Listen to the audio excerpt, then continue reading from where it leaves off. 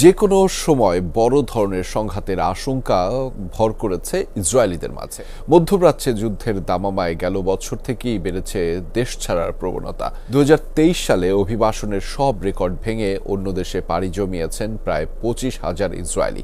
যুদ্ধবিগ্রহ আর রাজনৈতিক অস্থিরতায় ধস নেমেছে দেশটির অর্থনৈতিক খাতে।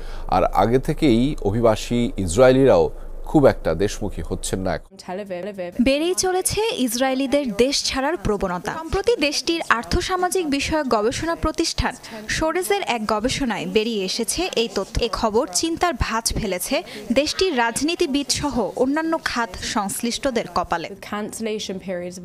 2009 থেকে 2022 সাল পর্যন্ত প্রতি বছরের প্রথম 9 মাস গড়ে দেশ ছেড়েছেন 17,529 নাগরিক।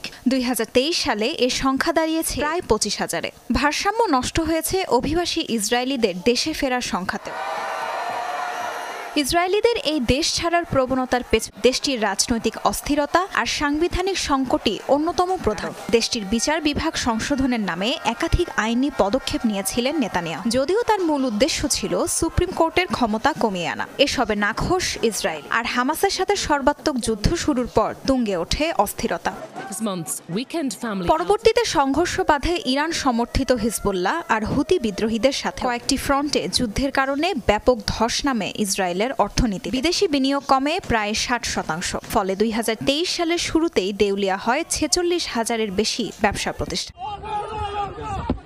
সার্বিক পরিস্থিতি বিবেচনা আর নিরাপত্তাহীনতায় ইসরায়েলি বাবা মায়েরা সন্তানদের পাঠিয়ে দিতে চান অন্য কোনো দেশে। গোটা পরিবার দেশ ছাড়ার উদাহরণও কম নয়। অভিজ্ঞ চিকিৎসকরা হাসপাতাল ছেড়ে চলে যাচ্ছেন। শুধু হাসপাতাল না, বিশ্ববিদ্যালয় সহ অন্যান্য সব জায়গায় লোকবল সংকট। এর সমাধান না হলে একসময় আমাদের আলাদা দেশ বলে কিছুই থাকবে না। এত অধিক সংখ্যক ইসরায়েলির বাইরে চলে যাওয়ায় বেশ উদ্বিগ্ন রাজনৈতিক বিশ্লেষক। এতে করে ইসরায়েলের সার্বভৌমত্বই হুমকির মুখে পড়েছে বলে শঙ্কা তাদের।